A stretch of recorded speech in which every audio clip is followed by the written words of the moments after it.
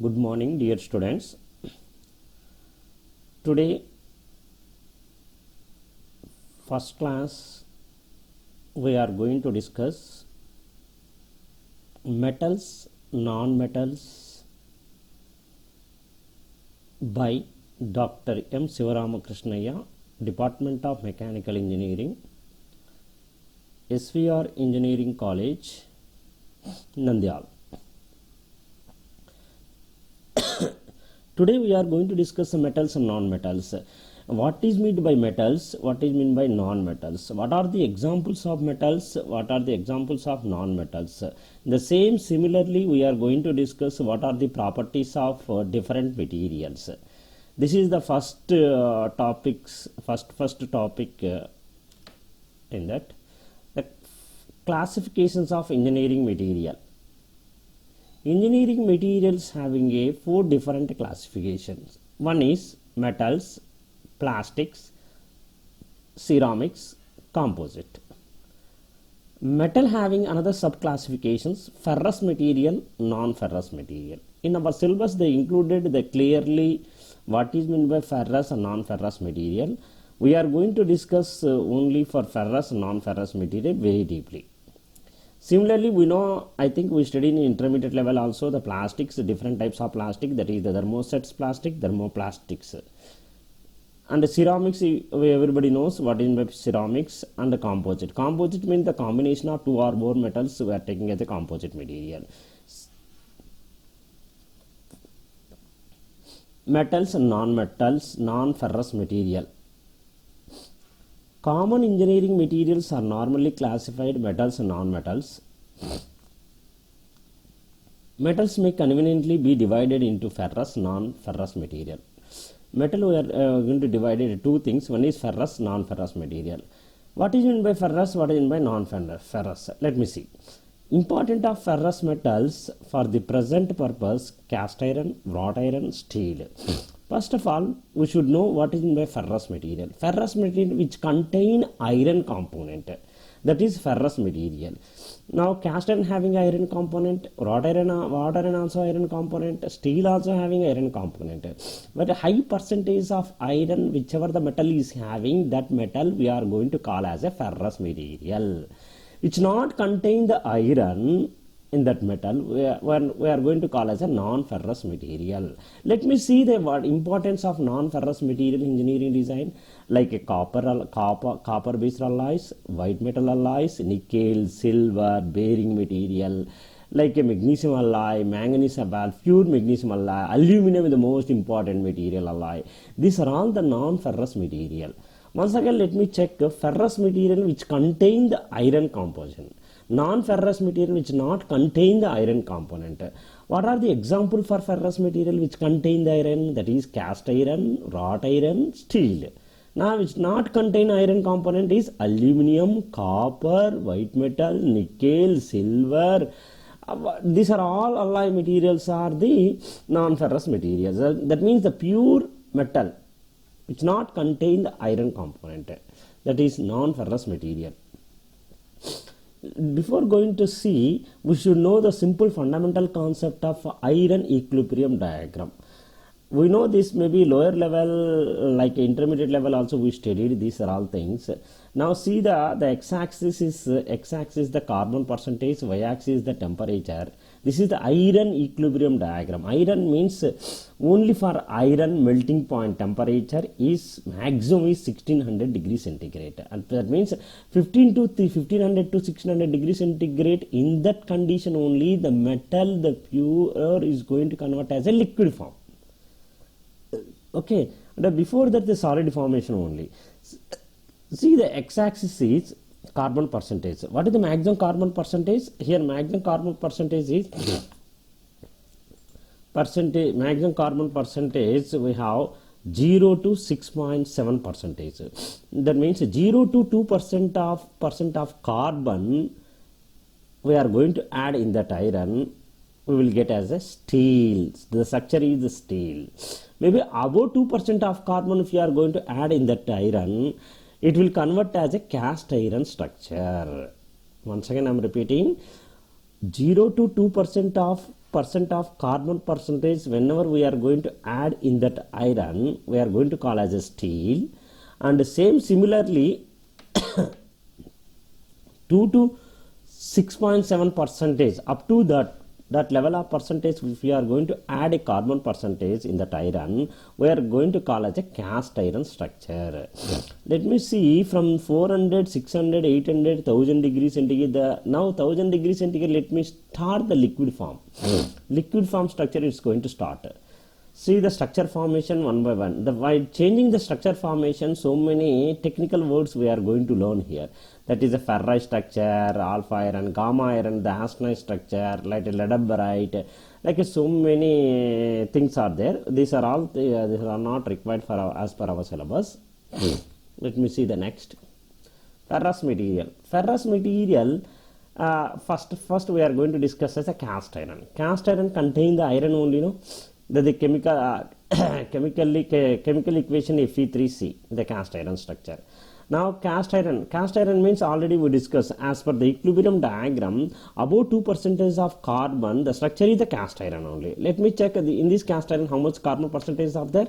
See here cast iron 1.7 to 3% of carbon may present in the free carbon graphite. That means 1.73 percentage. That means cast iron only, no. In that cast iron, different classifications are there. Grey cast iron, white cast iron, malleable cast irons, nodular cast iron, austenitic cast iron, abrasion resistance cast iron. These are all the main classification. As per our syllabus, if we are going to discuss only grey cast iron, white cast iron, malleable cast iron, finally nodular cast iron. These are our main things we are going to discuss. Grey cast iron. Grey cast iron carbon content 3 to 3.5% of carbon is mainly in the form of graphite structure. Mainly 3 to 3.5 carbon percentage. That is the graphite structure. This type graphite, I think maybe you heard about the graphite somewhere. Maybe you heard. Yeah. You heard about that is a pencil sharp edge is there. No, the sharp edge graphite material. This type of cast iron is inexpensive. It has high compressive strength. It is a low cost but high compressive strength. High compressive strength. If high compressive strength, automatically low tensile strength. Already we discussed in properties of material. If a low tensile strength of material, automatically the property of compressive strength is very high. Same similarly, low ductility. You have to remember these things mainly. Low tensile strength, low ductility, automatically high compressive strength is going to reach. Okay, graphite is an excellent solid lubricant in this make, easily miscible and brittle. Easily miscible. And this material carbon percentage about 2%, automatically it will convert as a brittle material. Already later we discussed. Now some examples of this type of cast iron: FG20, FG35, FG35 silicon 15%. The numbers indicate ultimate tensile strength of megapascal. 15 indicates 0.15% of silicon.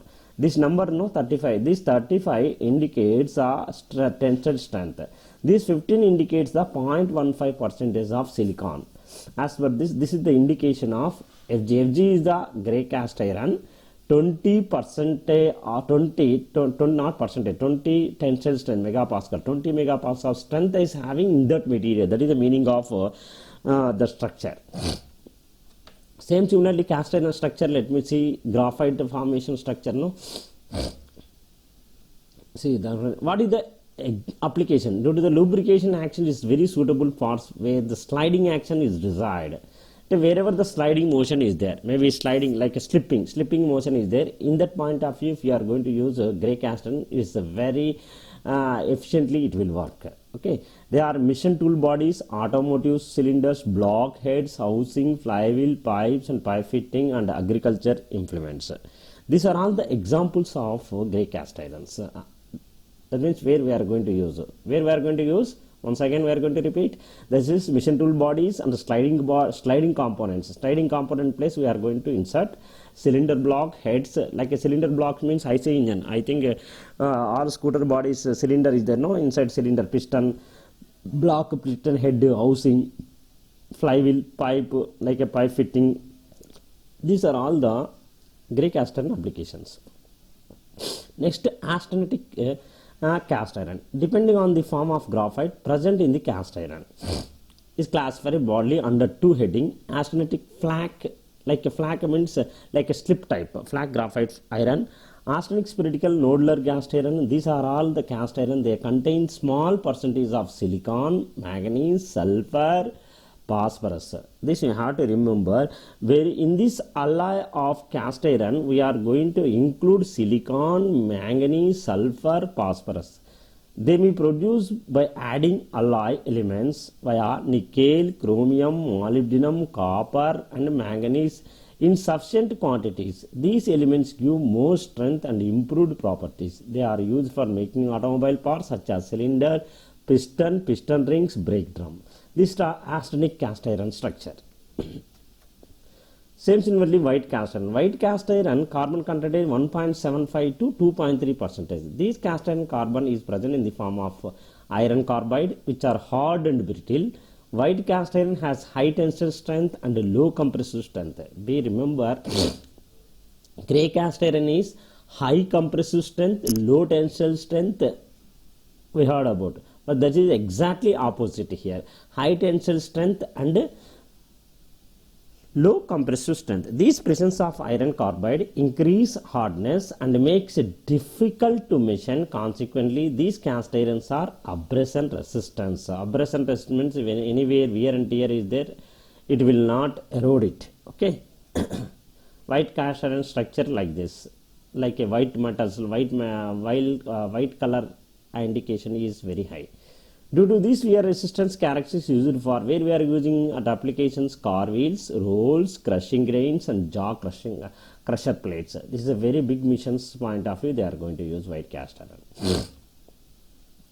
Similarly, abrasion resistance cast iron. These are all the cast iron alloying elements render abrasion resistance.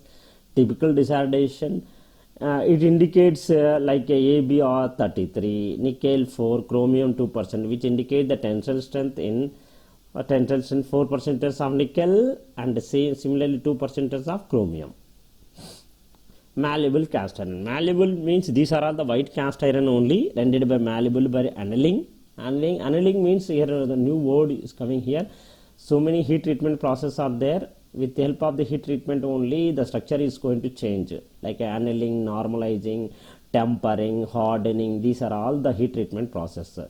While heating, so many methods are there, but annealing means so we are going to increase above recrystallization of temperature. After that, suddenly we are going to cool it in furnace itself. Inside itself, they are going to cool it. After that, the body structure is going to change. That is annealing. If normalizing, if you are going to take a normalizing means we are going to heat above recrystallization temperature, and after that we are going to cool in water. We are going to immerse in the water. Like this process is there, we are going to change the structure automatically. That method we are calling as a normalizing. Like this, so many methods are there for heat treatment process, but this heat treatment, malleable cast iron heat treatment is annealing method. These are tougher than grey cast iron. Grey cast iron contain tougher, very high tougher iron, and they can be twisted or bent without fracture. You can twist it and bend it for malleable cast iron. It will not break. Okay, they have excellent machining properties. Machining properties are excellent, smooth. While smoothly we are going to cut it. It are inexpensive, chala takku cost. Depending on the method of processing, they may be designed as a black heart. Black heart to a BM32, BM30. That is the indication. White heart WM42, WM35. Like this, a designation of the metals. Okay. 30, 32, 35 means that is the strength of the malleable cast iron.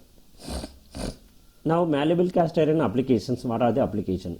Making parts where forging is expensive, such as hub for wagon wheels, brake support. These are all the malleable cast iron parts.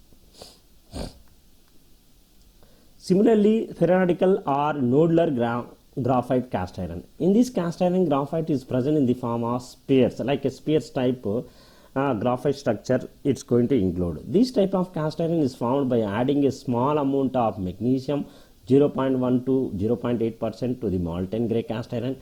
In that, we are going to add a magnesium automatic graphite to take in the form of a nodular and spherical instead of normal regular flakes. These have high tensile strength. Whenever it's going to change the normal to spherical shape, automatically the high tensile strength is going to reach in that material. Good elongation properties also. They are designed as example SG50/7 like SG80/2. The first gives the tensile strength megapascal and the second number indicates as the percentage of content carbon percentage of elongation. That is 50, SG50, SG80, that is the tensile strength, megapascal in tensile strength. 7 and 2 is the indicator at the percentage of elongation, how much elongation, that means how much deformation is there, 7% deformation, the 2% of deformation, it must be reached in the nodular graphite structure. Okay. See the application. Nodular cast iron generally used for casting required shocks, impact resistance along with the good machinability such as hydraulic cylinders, cylinder head rolls, rolling mills and centrifugally cast products. See the structure here in nodular cast iron. Spherical shape, like a spherical shape. Remaining is the white, all are white. Let's come the metals. Up to now we discuss only for non-metals. Metals in that metal only non-ferrous material. Now let's come the ferrous material. Ferrous material example is wrought iron. This very pure iron, exactly almost all 99.5% is iron. Remaining a 0.5% like a sulfur, silicon, phosphorus may be present in that iron. This metal we are calling as a wrought iron. Its property is tough, malleable, ductile, easily forged and welded. It cannot, however, take a sudden shock. Application: chains, crane, hooks, railway couplings and such other components may be made in this iron. What are the application? Chains, crane, hooks, railway couplings and such other components. Next one is the most important metal for ferrous material is steel. This for most important engineering material, and these are all the enormous variety of steel, mean variety of engineering requirement. Steel is a basically alloy of iron and carbon. It's a mostly iron carbon. Carbon percentage less than 1.5%. Whichever the metal is going to is having, that metal we are calling as a steel. Carbon in the present in the form of iron carbide, import hardness and strength. Two main categories of steel: plain carbon steel, alloy steel. In plain carbon steel, we have dead mild steel, low carbon steel, medium carbon steel, high carbon steel. See the low carbon steel percentage of carbon 0.15 to 0.46 carbon percentage, medium carbon steel 0.45 to 0.8 percentage of carbon, high carbon steel 0.8 to 1.5 percentage of the carbon. If you are going to add in this percentage of carbon, they are classifying different things, but less than 0.1% of carbon we are going to call it the dead mild steel. Low carbon steel, what are the applications here? Screws, bolts, nuts, washers, wide fence, automobile body seat, plates, wire, building bars, grills, beams, angles, channels. These are all the applications for low carbon steels. Now, what is the maximum tensile strength? 150 megapascal, BHN, Brinell hardness number, that indicate the tensile strength. Medium carbon steel 300 Brinell hardness strength. Application: hooks, wire ropes, shaft, connecting rod, spindle, rail axle, gear turbine, buckets, wheels, steering arms, other mission components which require the medium strength. High carbon steel 500 Brinell hardness number, very high tensile strength, hardness also. Application: there are used for making hand tools such as the wrenches, chisels, punches, rail wheels, file cutting tools like drills, woodworking tools and rail rod, reinforced concrete, forging dies, drawing dies, saws. These are all the applications for high carbon steels. Alloy steel. These steels are elements other than the carbon added in the sufficient quantities impart the desired properties such as wear resistance, corrosion resistance, alloy. That means other than the carbon. Other than carbon, we are going to add a material we are calling as a alloy steel. Wear resistant point of view, the electric magnetic properties we have to improve. For that point of view also, What are the metals we have to add? First one is the nickel. If you are going to add a nickel, for strength and toughness is going to increase. If chromium, if you are going to add hardness and strength, is going to add hardness and strength. Tungsten, if you are going to add a tungsten for elevated temperature. Vanadium for tensile strength. Magnesium for high strength in hot rolled heat treated condition. Silicon for high elastic limit. Cobalt for high hardness. Malleability for extra tensile strength. These metals, if we are going to add these properties also, it's going to change us. Stainless steel. Another stainless steel in the main important properties in that, namely 18 by 8 stainless steel. 18 means chromium percentage and 8 is the nickel percentage. This is the designation for stainless steel. 15% of silicon, 2% of the manganese, 2% of chromium, 18% of nickel, like this, where the carbon percentage 0.15 only. Next one is the high speed steel, 1841. This is the designation for high speed steel. 18% of tungsten, 4% of chromium, 1% of vanadium. It is considered for best alloy of tools. It is widely used for drill bits like a lathe, planer and shaper tools, milling cutters, reamers, broachers, threading die, punches. With very high corrosion resistance points of view, we are going to use high speed steel. Next is the non-ferrous material. Non-ferrous material, few materials we discuss. Metals containing element other than the iron. There is the chief constituent of alloy referred as non-ferrous. This widely variety of non-metal. Aluminum, this is the white metal produced for aluminum. Aluminum, I think everybody knows. The pure state of weak and soft, addition of small amount of copper, manganese, silicon and magnesium make a hard and strong. In that aluminum, if you are going to add a copper, manganese, silicon, magnesium, make it will change as a hard and strong. It is also corrosion resistance, low weight, non-toxic. This everybody knows. Similarly, durability, this alloy of 4% of carbon, 0.5% of manganese, 0.5% of magnesium and alloy. It is widely used for automobiles, aircraft, duraluminum. Aircraft mostly we are using a duraluminum. Similarly, Y alloy. This alloy is the 4% of carbon, 1.5% of manganese, 2% of nickel, 6% of silicon, magnesium. It gives a large strength at high temperature. It is used for aircraft engine parts such as cylinder head and piston. Magnesium. This is aluminum alloy with 2 to 10% of magnesium. It is also contain 1.7% of copper due to the lightweight, good strength. It is used for aircraft and automobile components. Copper alloy. Same. It is the mostly widely used for non-ferrous material industries. Soft, malleable, and ductile and good conductor of heat, electricity. Brass, copper and zinc alloy. Bronze, copper and tin alloy. These are all the non-ferrous materials. Similarly, what are the percentage? And mostly for brass, 50% of copper, 50% of zinc. If you are going to add, we are calling as a brass.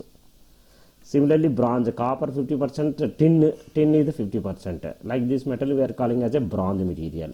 If a gun material, 88% of carbon, copper, 10% of tin, 2% of zinc, we are calling as a gun metal. Non-metal, other than non-metal, timber, leather, rubber, plastic, these are all we already knows, non-metals. The thermoplastic, polymer, these are all things.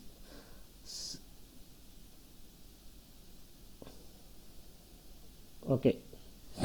This is the only for ferrous, non-ferrous materials.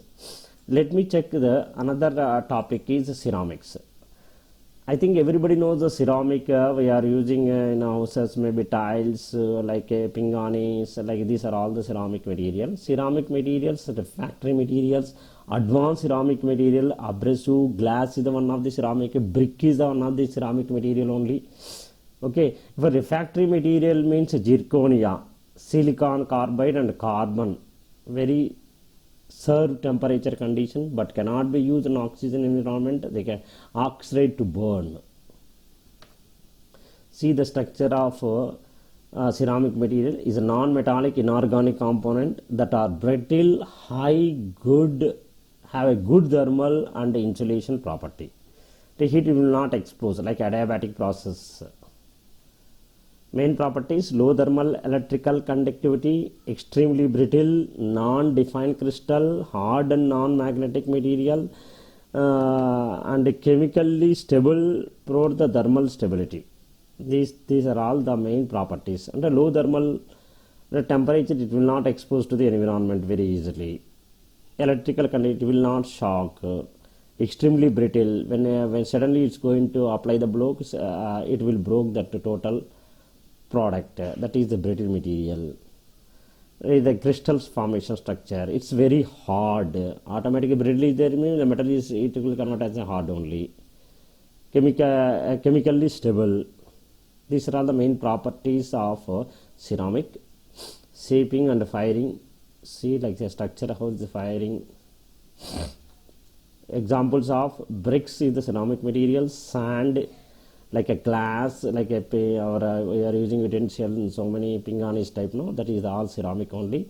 Like a silicon carbide, this is the one of the ceramic material only. Like in bikes, cylinder head blocks we are going to use in this material.